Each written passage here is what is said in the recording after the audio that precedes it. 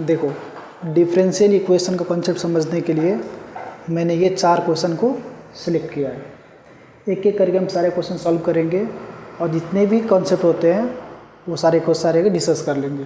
लेकिन ये मत समझना कि सिर्फ ये 4 क्वेश्चन करने के बाद तुम्हारे डिफरेंशियल इक्वेशन का काम ख़त्म हो जाएगा। सीख जाओगे अच्छे से थोड़े से टाइम में, लेकिन तुमको 5, 6, 10 क्वेश्चन और करके कॉन्सेप्ट्स को थोड़ा सा और कंक्रीट करना होगा। ठीक है, तो बिना टाइम वेस्ट किए हुए फटाफट सबसे पहला क्वेश्चन ले लेते हैं। और ये पहला क्वेश्चन जो है ये तुमको 2 मार्क्स या फिर 1 मार्क्स इस टाइप के क्वेश्चंस में आते हैं। ठीक है, क्योंकि ये बहुत ही ज़्यादा इजी है।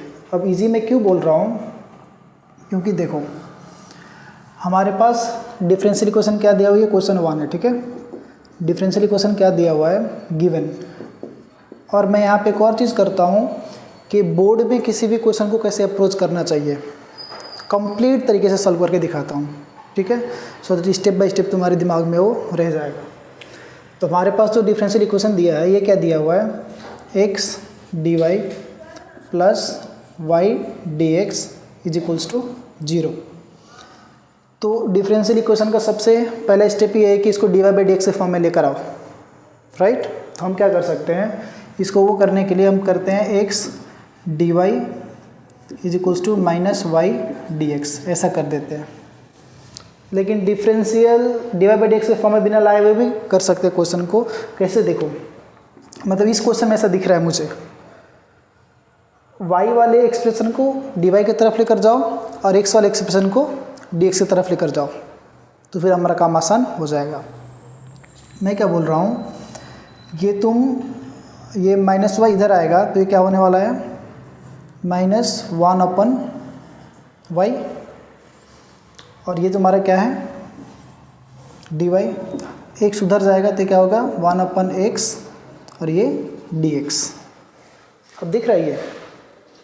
अब मैं थोड़ा अरेंज करके लिख देता हूँ कि दोनों तरफ क्या करना है, मुझे इसको इंटीग्रेट करना है, इंटीग्रेटिंग बोथ साइड्स।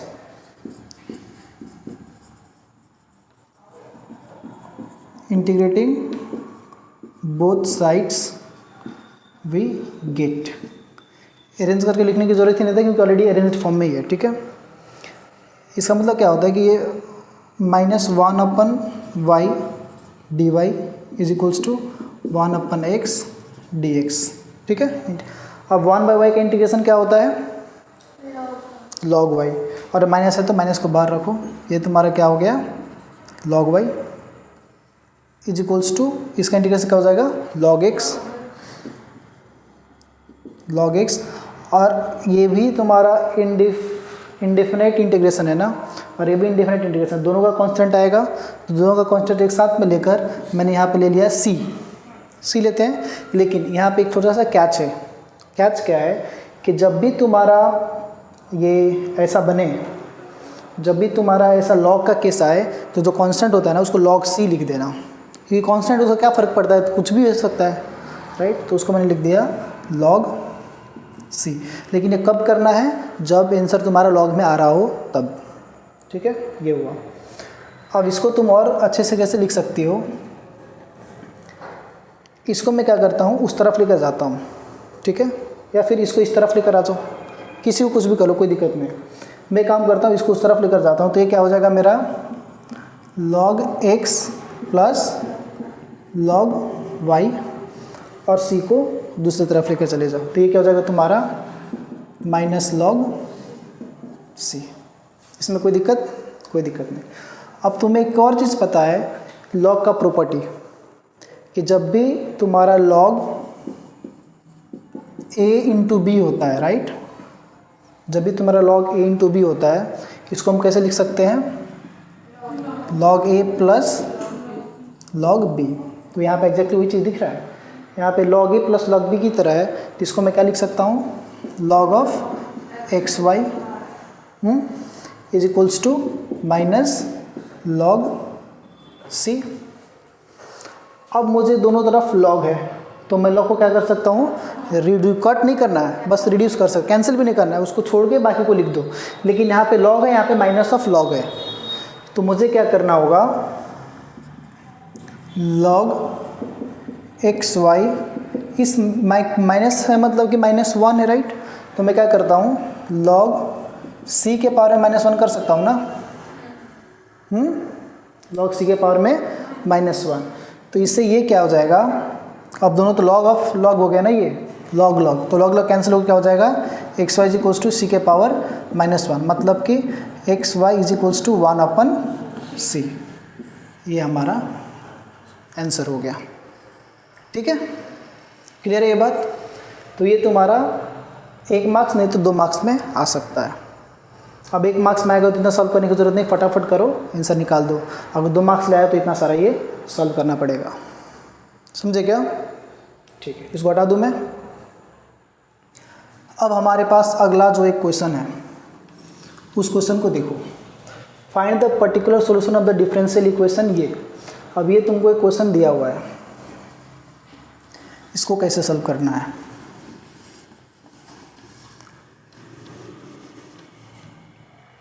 देखो क्वेश्चन नंबर 2 में हमें क्या दिया हुआ है, एक डिफरेंशियल इक्वेशन दिया हुआ है, dy by d x is equals to y cot 2x। अब ऐसा डिफरेंशियल इक्वेशन ना हमें और में दिया रहता है होमोजेनियस डिफरेंशियल इक्वेशन, या फिर वो इंटीग्रेटिंग फैक्टर वाला लीनियर डिफरेंशियल इक्वेशन से। तो या तो तुम इस टाइप के क्वेश्चंस कर लो, या तो फिर वो वाला कर लो। हम सारे कॉन्सेप्ट ही सीख रहे हैं, क्या पता वो जो और में आता है होमोजेनियस या फिर लीनियर डिफरेंशियल इक्वेशन वो इजी दे दे और ये वाला टॉप हो जाए, या फिर ये इजी दे दे वो वाला टॉप हो जाए। तो हम क्या करने वाले हैं, दोनों का कॉन्सेप्ट डिस्कस करने वाले हैं। एक ये without homogeneous without linear differential equation, ये विथ होमोजेनियस, सॉरी ये विथ होमोजेनियस और ये with linear differential equation. 3 concept, ठीक है, 3 कॉन्सेप्ट 3 क्वेश्चन। ऊपर वाला था वो एक बेसिक कॉन्सेप्ट था। इस क्वेश्चन में देखो, इस क्वेश्चन को अगर हम लोग देखेंगे तो फिर वही जैसे मैं थोड़ी देर पहले मैंने बताया था, y को y वाले की तरफ रखो और x को x वाले की तरफ रखो, फिर इंटीग्रेट करो, काम खत्म।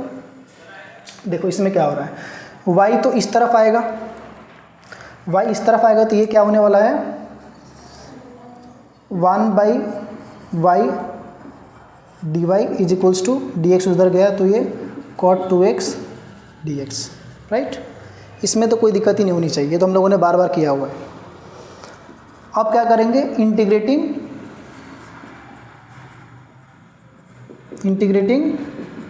Both sides. ध्यान से देखना, integrating both sides. Integrating both sides करने का मतलब क्या है कि दोनों तरफ तुम इंटीग्रेट करो फटाफट।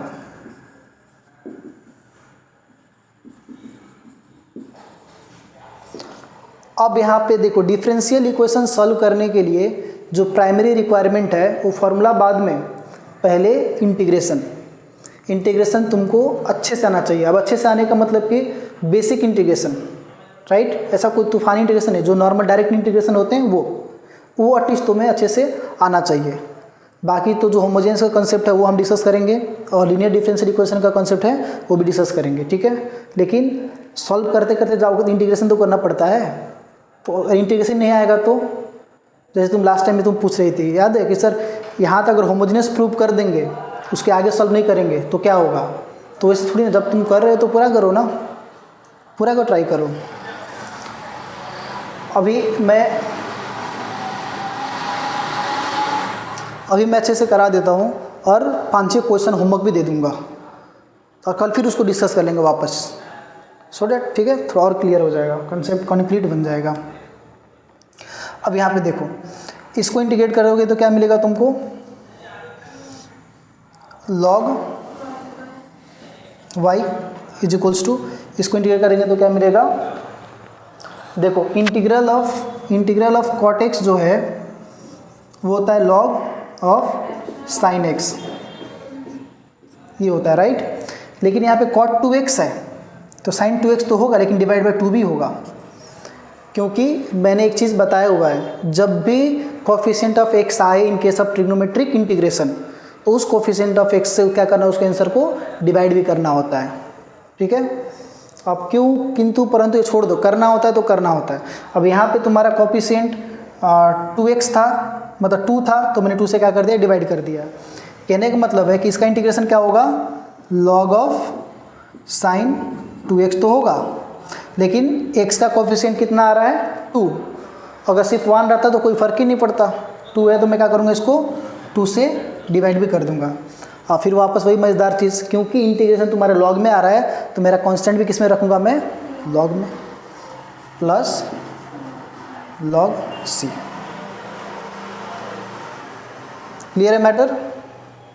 ठीक है, तो अब इसको इंटीग्रेट करोगे तो इंटीग्रेट तो हो गया, मतलब इसको मैं log y लिखता हूँ, log ऑफ y, और ये तुम्हारा क्या है, इज इक्वल्स टू ये 1/2 log ऑफ साइन 2x, ऐसा ही है ना, और ये प्लस log c।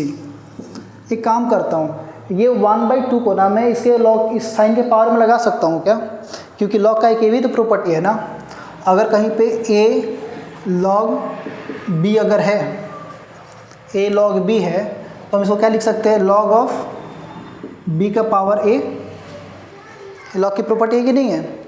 तो एग्जैक्टली यहाँ पे 1/2 क्या है, log के साथ आ रहा है, तो इसको हम इधर वापस वैल्यू के पावर में लगा सकते हैं, राइट। तो वही करता हूँ मैं, log of y is equals to log of sine 2x के पावर में क्या है ये 1/2। कोई दिक्कत?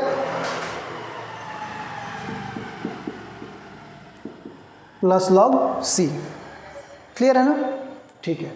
अब आगे अगर देखोगे तुम, तो मैं क्या करता हूँ, इसको इस तरफ ले लेता हूँ, तो ये मुझे क्या मिलेगा, log of y minus log of sine 2x के पावर में 1/2 is equals to log c।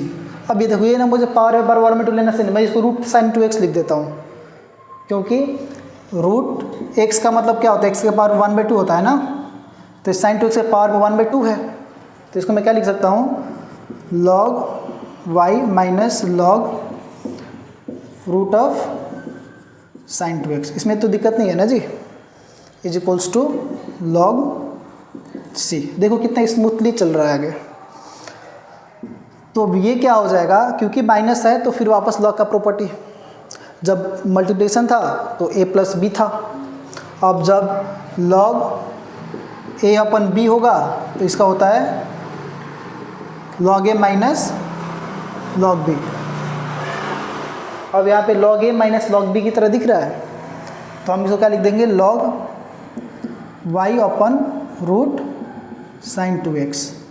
ठीक है, ऐसा चलेगा ना, is equals to log c। अब तो log ये और log c दोनों बराबर है, मतलब कि c बराबर ये होना चाहिए, तो हो गया ना जी। लो y upon root sine 2x is equals to c। ठीक है, कोई प्रॉब्लम नहीं इसमें, बहुत अच्छे। अब यहाँ पे मुझे क्वेश्चन में क्या बोला था, अगर जनरल सॉल्यूशन बोलता तो दिस इज इट, इसके आगे हम कुछ कर ही नहीं सकते, ये मेरा जनरल सॉल्यूशन हो गया। लेकिन क्वेश्चन में क्या बोला है, पर्टिकुलर सॉल्यूशन निकालना, राइट। क्या बोला है, पर्टिकुलर सॉल्यूशन निकालना। जनरल सॉल्यूशन और पर्टिकुलर सॉल्यूशन में मेन डिफरेंस क्या होता है कि उसमें पर्टिकुलर सॉल्यूशन में कांस्टेंट नहीं रहता है, मतलब सी नहीं रहता, कांस्टेंट तो रहेगा ऑब्वियसली, सी नहीं रहेगा, हमें सी का वैल्यू पता करना होता है। और सी का वैल्यू पता करने के लिए हमें गिवन कंडीशंस को फॉलो करना होगा। गिवन कंडीशंस कहने का मतलब कि यहाँ पे क्या बोला है, x के जगह पे अगर हम π/4 रखते हैं तो मेरे y का वैल्यू क्या होगा 2, मतलब कि ये किसके जगह π/4 है, x के जगह पे, y of x equals to 2, मतलब कि x पे π/4 रखेंगे तो y मुझे कितना मिलेगा 2 मिलेगा। तो फुल रखो यहाँ पे, y तुम्हें 2 मिलेगा कब, जब तुम x के जगह पे क्या रखोगे π/4, है ना। क्लियर है बात, ये इक्वल्स टू c हो गया। तो यहाँ से ये 2 जा कट गया, क्लियर है। इसको मैं इरेज कर दूँ,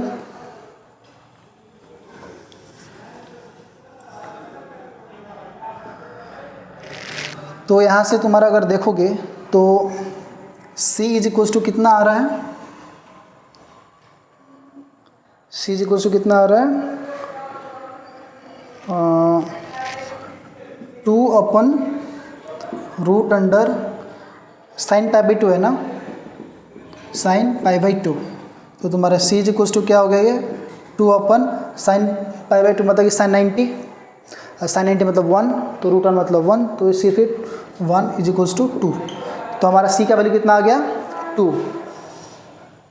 उसके बाद लास्ट में क्या लिखना होता है, जब आंसर आ गया तो लास्ट में क्या लिखना होता है,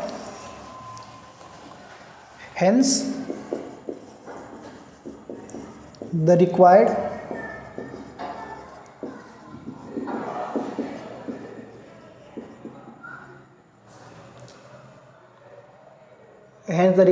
पर्टिकुलर सॉल्यूशन। ठीक है, hence the required particular solution is, क्या है हमारा particular solution, y/√sin 2x is equals to 2। ठीक है, समझे क्या, ऐसे लिख सकते हैं। तुमको अगर अरेंज करने का मन हो थोड़ा सा और कर दो, y is equals to 2√sin 2x। ठीक है, ये हमारा क्या है, रिक्वायर्ड पर्टिकुलर सॉल्यूशन हो गया। समझने में कोई दिक्कत नहीं। चलो इसको भी हम लोग क्लियर आउट करते हैं।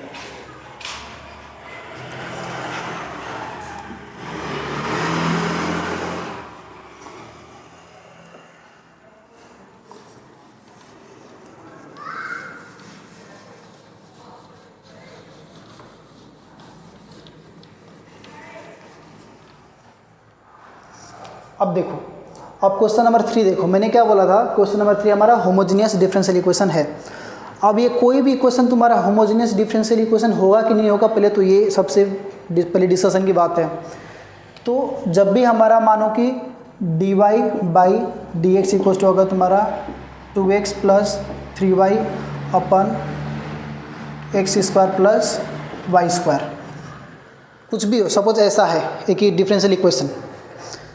तो डिफरेंशियल इक्वेशन को लिखने का तरीका है, इसको हम लोग कैपिटल f(x, y) लिख देते हैं। ठीक है, कैपिटल f(x, y) में तुम्हारा ये क्या है 2x + 3y अपन x² + y², है ना। अब इस कैपिटल में f में x y को हम क्या कर सकते हैं, क्या करते हैं, f(x) को λx और y को λy से रिप्लेस करते हैं। समझे, ये रिप्लेसमेंट करते टाइम हमें क्या ध्यान रखना होता है, जहाँ पे x है मुझे वहाँ पे क्या पुट करना है λx, जहाँ पे y है मुझे वहाँ पे क्या पुट करना है λy। तो 2λx + 3λy अपन λx का स्क्वायर प्लस λy का स्क्वायर। ठीक है, अब ये इससे हमें क्या पता चलता है कि हमारा यहाँ से हम क्या लेंगे, लैम्डा कॉमन ले लेंगे तो क्या मिलेगा 2x + 3y, और ये तो तुम्हारा λ² x² है ना, और ये क्या तुम्हारा λ² y², तो कॉमन क्या आएगा, λ² कॉमन आएगा, तो λ² कॉमन आ गया, क्या बचेगा यहाँ पे x + x² + y²। अब ये दोनों कट हो जाएगा, क्या बचेगा 1/λ, और इधर क्या बचा 2x + 3y अपन x² + y²। ठीक है, ये अब ये वापस देखो तो ये सेम यही चीज़ है ना। अगर कॉमन लेने के बाद वापस वही चीज़ आ जा रहा है, कॉमन लिया तुमने लैम्डा, मतलब इसमें लैम्डा नहीं रहना चाहिए, वापस ले लिया, तो ये क्या हो गया तुम्हारा होमोजेनियस डिफरेंशियल इक्वेशन हो गया। ये वाला क्या हो गया, होमोजेनियस डिफरेंशियल इक्वेशन हो गया। अब ठीक इसी तरीके से हम अपना इधर से चेक कर लेते हैं। जैसे कि हमारे पास क्या है, क्वेश्चन नंबर 3 में है गिवन x e के पावर में y/x + y dx is equals to x dy। ठीक है, ऐसा। तो इसको सबसे पहले तो dy/dx के फॉर्म में लिखो। तो dy इधर है, इसका मतलब कि dx इधर जाएगा, ये इस तरफ आएगा, राइट। तो ये क्या हो जाएगा, dx को मैं उधर लेकर जा रहा हूँ, x e के पावर में y/x + y is equals to, और x को इधर लेकर आ रहा हूँ। ठीक है, x इधर आ गया और ये dx उधर चला गया। क्लियर है, ठीक है। यहाँ से मैंने dx उधर कर दिया और इधर से x को इधर कर दिया था, तो हमारा dy/dx ये मिला। dy/dx ये कहने का मतलब कि हमारा f(x, y) हमें क्या मिला एक्स ई के power y upon x plus y upon x, यही मिला ना जी। तो therefore f lambda x lambda y अगर हम करेंगे तो हम एक्स की जगह पे क्या पुट करेंगे, लैम्डा एक्स, वाई की जगह पे क्या पुट करेंगे, लैम्डा वाई। तो एक्स से पुट करेंगे हम लैम्डा एक्स ई के पावर वाई की जगह पे lambda y upon lambda x plus lambda y upon lambda x. Clear. अब ई के पावर लैम्डा लैम्डा ये तो कट गया, अब यहाँ से ये लैम्डा और यहाँ से ये लैम्डा, क्योंकि दो एक्सप्रेशन है ना, दोनों एक्सप्रेशन से लैम्डा कॉमन आ जाएगा, तो लैम्डा कॉमन आ गया। बच्चा क्या यहाँ पे एक्स ई के power y upon x plus Y बचा, और अपन में क्या है हमारे पास, लैम्डा एक्स बचा, तो लैम्डा लैम्डा यहाँ पे कैंसिल। तो ये वापस देखो तो सेम वही चीज़ आ गया क्या, वापस वही चीज़ आ गया।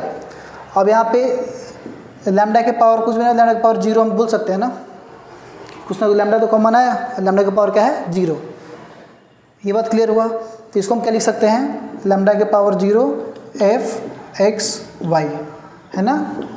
एफ लैम्डा एक्स का लैम्डा वाई हमें क्या दिख रहा है कि ये लैम्डा के power zero f x y हो गया। हुआ कि नहीं हुआ। इसका मतलब क्या है कि ये जो दिया हुआ इक्वेशन है क्या है, ये होमोजीनियस डिफरेंशियल इक्वेशन है। समझे क्या, ये बात तो क्लियर हो गया। अब जब भी होमोजीनियस डिफरेंशियल इक्वेशन एक बार पता चल गया, जब से इसको पता करने के बाद वापस हम क्या करेंगे, यहाँ पे एक छोटा सा सब्स्टिट्यूशन करना होता है। ठीक है, छोटा सा एक सब्स्टिट्यूशन करना होता है, वो ये है कि since the given differential equation is homogeneous. ठीक है, होमोजीनियस हो गया तो हम क्या बोल सकते हैं, so homogeneous, so substitute y upon x is equals to v. अब ये मुझे कैसे पता चले कि y अपन x ही भी करना है, क्योंकि हमारा इक्वेशन क्या है, dy बाई डी एक्स के फॉर्म में है। अगर dx बाई डी वाई रहता था हम क्या पुट करते, x by y equals to भी। क्लियर है, ये मेन चीज़ है। y by x equals to भी तुमने पुट कर दिया, यहाँ से तुमको क्या मिलेगा, y इज इक्वल्स टू भी एक्स मिल गया। या फिर मुझे ज़रूरत पड़ेगा तो मैं ये पुट करूँगा, ज़रूरत पड़ेगा तो ये भी पुट करूँगा। ठीक है, डिपेंडिंग अपॉन द नीड। अब जब एक बार तुम्हारे पास ये आ गया तो हम क्या करते हैं यहाँ पे, differentiating both sides with respect to x। दोनों तरफ किससे डिफरेंशिएट करेंगे, x से। तो ये तो तुम्हारा क्या हो गया, dy बाई डी एक्स। अब यहाँ पे तुम्हारा चेन रूल डिफ्रेंशिएशन लगता है। ठीक है, ये हो जाएगा तुम्हारा v into d by d x of x plus x into d by d x of v. तो ये तुम्हारा हो जाएगा v plus x d v by d x. Clear है मैटर, क्लियर हो गया ना ये चीज़। अब यहाँ पे एक चीज़ देखो, इसको हम ना जो हमारा इक्वेशन बनाता है इसको 1 मान लेते हैं। ठीक है, समझे क्या। और इसको हम क्या मान लेते हैं, 2। कोई दिक्कत नहीं है ना। हम क्या लैंग्वेज का लिख सकते हैं, पुटिंग 2 in 1 वी गेट। जब हम 2 को 1 में पुट करेंगे तो मुझे क्या मिलेगा, dy बाई डी एक्स की जगह पे मैं क्या रखने वाला हूँ, ये। ठीक है, dy बाई डी एक्स की जगह पे मैं क्या रखने वाला हूँ, ये पूरा का पूरा। तो ये तुम्हारा हो जाएगा v plus x d v by d x is equals to, ये हो गया। अब x के जगह पे नहीं तो काम करते हैं, इसको ना मैं थोड़ा सा अलग अलग कर देता हूँ पहले। ठीक है, इसको अलग अलग करेंगे तो हमारे पास क्या मिलेगा,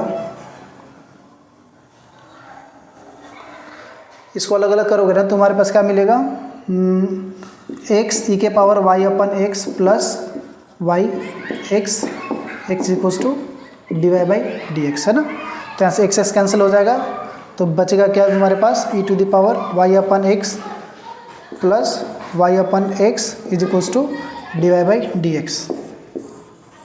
ये बचा कि नहीं बचा? ये क्वेश्चन तुम्हारा 1 है मान लो। तो 2 को तो 1 में पुट करोगे तो d y by d x तो तुम्हारा ये हो गया। D y by d x तुम्हारा ये हुआ कि नहीं हुआ? अब उसके बाद तुम्हारा बाकी जो इधर हमने सब्स्टिट्यूशन किया है वो हमें हर जगह पुट करना है जहाँ जहाँ पे वाई और एक्स आए। जैसे कि यहाँ पे ई के पावर में का वाई अपन एक्स है, तो ई के पावर में वाई अपन एक्स को मैं भी लिख सकता हूँ। तो ये मेरा क्या मिलेगा? ई के पावर भी, और प्लस में एक यहाँ पे वाई अपन एक्स डायरेक्टली आ गया, तो यहाँ पे ये क्या आ जाएगा? प्लस भी। सब्स्टिट्यूशन खत्म हो गया। अब दोनों तरफ v है तो v भी क्या हो जाएगा? कैंसिल आउट हो जाएगा, राइट। और फिर वापस अब नॉर्मल डिफरेंस मतलब इंटीग्रेशन आ गया वापस जो स्टार्टिंग में हमने किया था। x dv by dx is equals to e to the power v, है कि नहीं है? अब इसका इंटीग्रेशन देखो।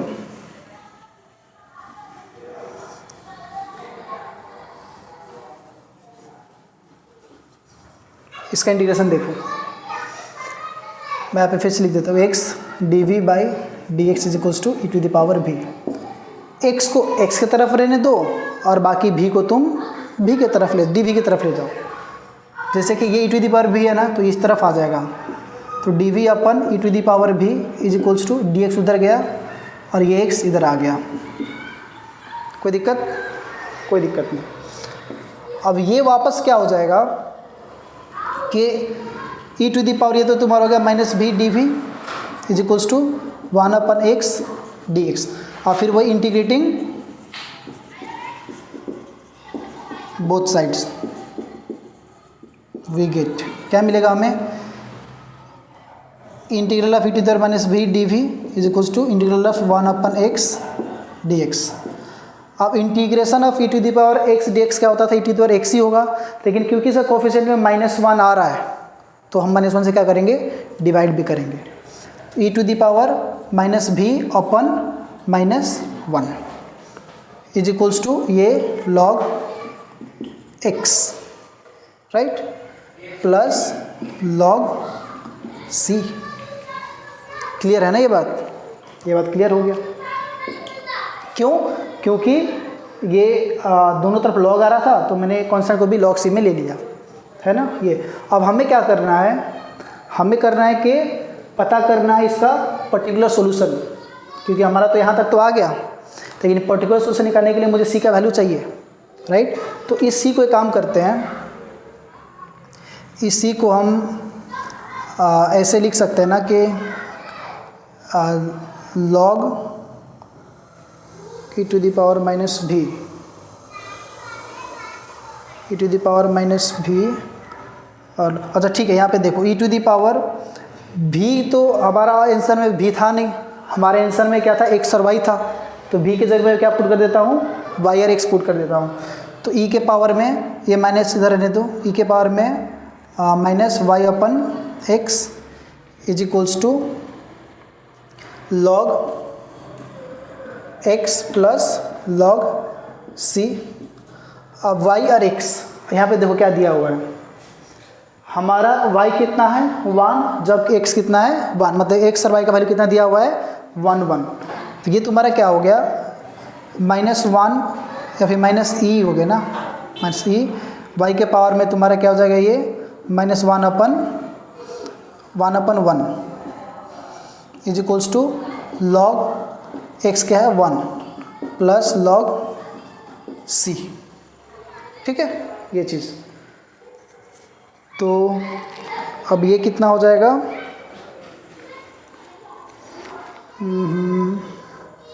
लॉग 1 तो तुम्हारा 0 होता है, लॉग 1 कितना होता है? 0। तो यहाँ से हमारा क्या मिलेगा? Log c is equals to e के पावर में माइनस ई के पावर में -1, राइट। इसका मतलब क्या हो गया? Log c is equals to 1 upon e, -1 upon e समझो, ठीक है। क्या हो गया? ये -1 अपन ई। तो तुम्हारा जो आंसर था वो आंसर ये था ना, वो आंसर ये था कि नहीं था? तो यहाँ पे तुम्हारा log c बराबर तुम क्या लिख सकते हो? 1/e minus of 1/e। तो ये हमारा क्या हो गया, सॉल्यूशन रिक्वायर्ड डिफरेंशियल इक्वेशन हो जाएगा, क्योंकि log c बराबर ही आंसर आ गया ना ये, -1/e। क्लियर है बात? ठीक है, तो इसको हम इस तरीके से सॉल्व, और लास्ट में लिखना है कि hence the required differential equation is this much. ठीक है, अब आ जाओ एक पर्टिकुलर सॉल्यूशन तुम्हारा किसके लिए, लीनियर डिफरेंशियल इक्वेशन के लिए, कि इसमें कैसे होगा काम।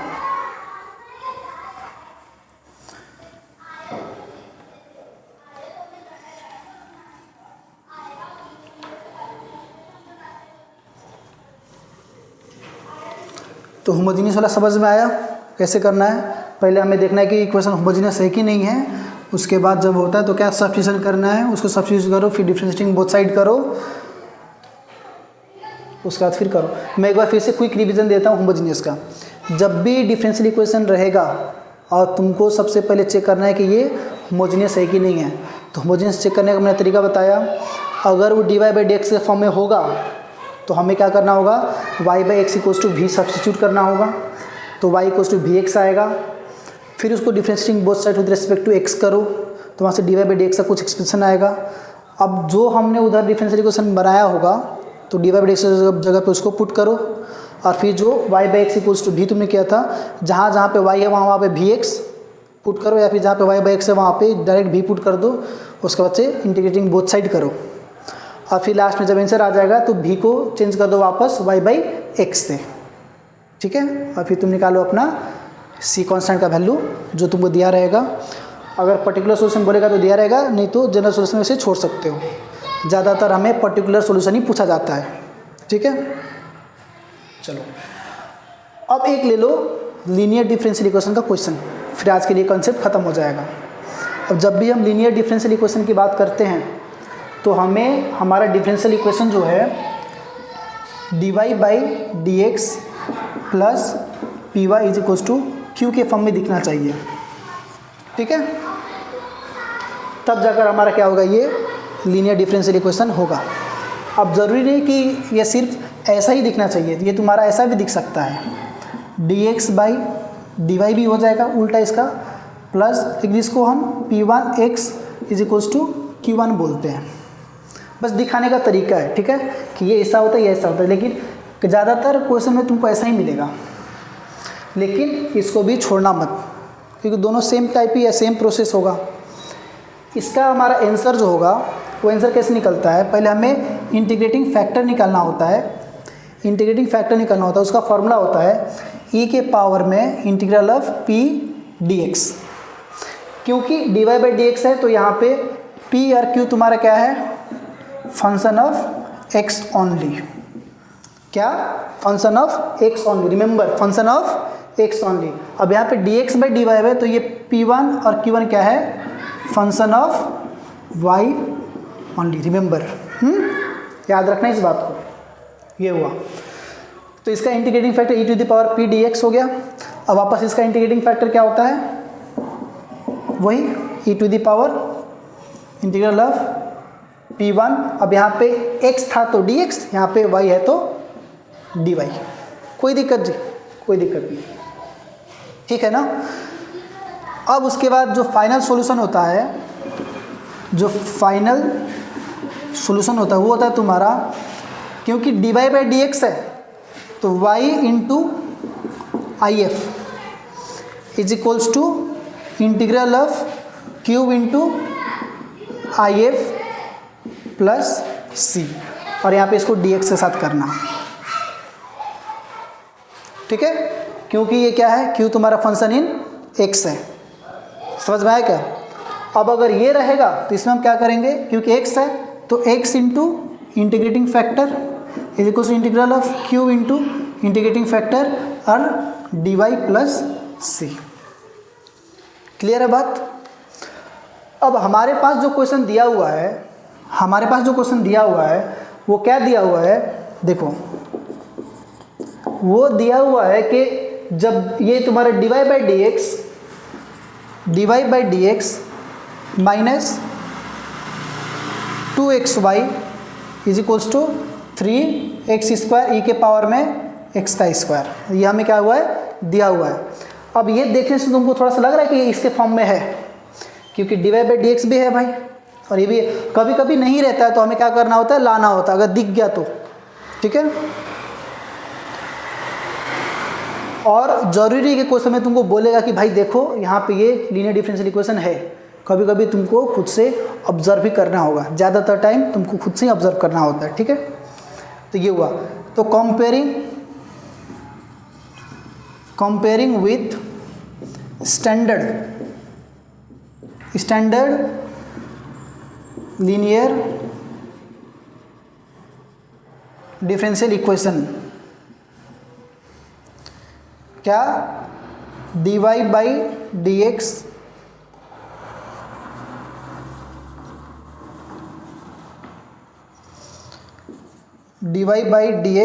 Plus py is equals to q। We get क्या क्या मिला हमें मिला p इज इक्वल्स टू ये y के बगल वाला जो भी है सब, तो y के बगल में क्या है -2x, तो p को क्या हो गया -2x। क्लियर है। अब फिर उसके बाद तुमको क्या मिला, यहाँ से तुमको q बराबर क्या मिला 3x² e के पावर में x²। कोई दिक्कत, p इतना मिल गया, q इतना मिल गया। देखो क्वेश्चन ना बहुत ही इजी रहता है। देखो ये p का वैल्यू पता चल गया, q का वैल्यू पता चल गया। अब p और q का वैल्यू जैसे ही पता चलता है तो हमें क्या करना होता है, वापस अपना पहले इंटीग्रेटिंग फैक्टर निकाल लो, उसके बाद डायरेक्ट आंसर निकाल दो, ठीक है। अब क्योंकि यहाँ पे पर्टिकुलर सोल्यूशन बोला है तो लास्ट में मुझे थोड़ा छोटा सा find the particular solution dy कितना, इसका कुछ क्वेश्चन दिया था क्या, क्योंकि पर्टिकुलर सोल्यूशन बोला है तो अच्छा ठीक है देखते हैं अभी, ठीक है। ये तो हम पहले इंटीग्रेटिंग फैक्टर निकाल लेते हैं। तो इसका इंटीग्रेटिंग फैक्टर मेरा क्या होगा,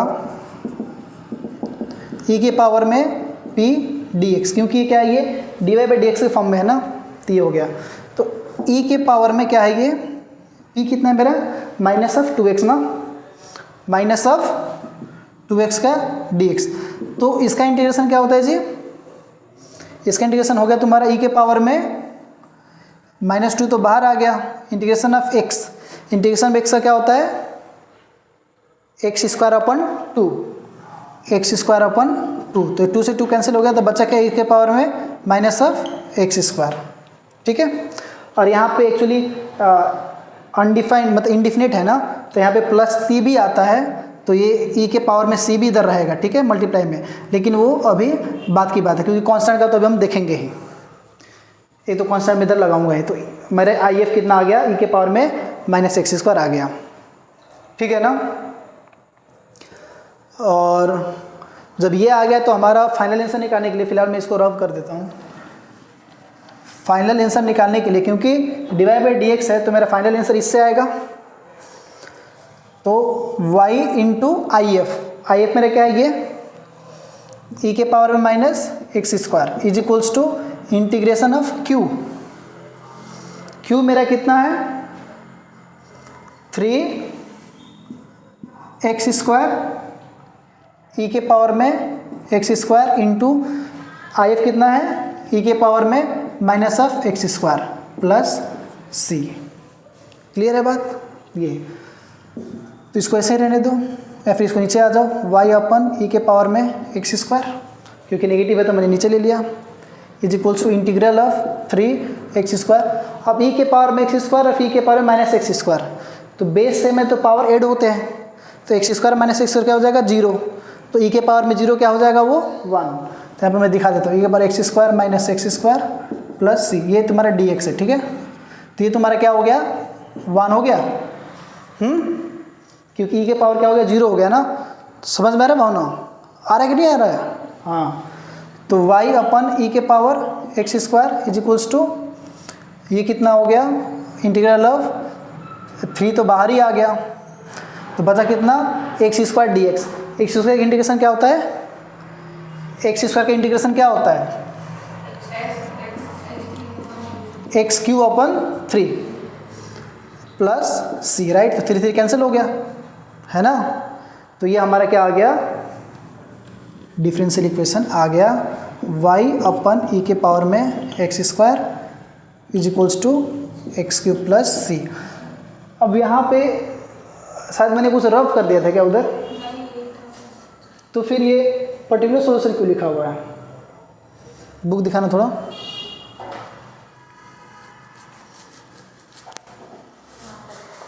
रुक यहाँ पे मेरे पास होगा। हाँ, यहाँ पे एक चीज़ दिया हुआ था ना, ये y0 इज इक्वल टू क्या था, 5 था।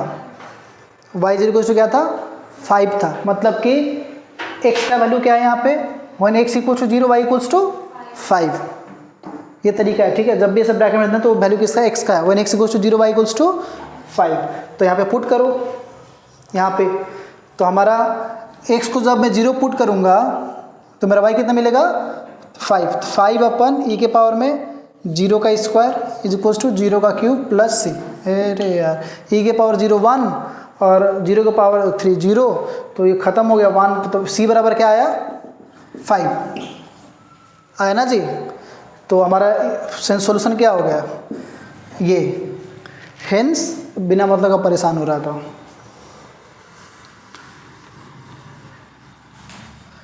Hence the required particular solution is, doctor का राइटिंग बन रहा है, solution is y upon e x square is equals to x cube plus 5। ख़त्म। आज के लिए इतना ही। इतना करने के बाद डिफरेंशियल इक्वेशन ख़त्म। आप 6-7 क्वेश्चन 10 क्वेश्चन खुद से कर लो, ठीक है। चलो, फ़ोन आ रहा है क्या उसका?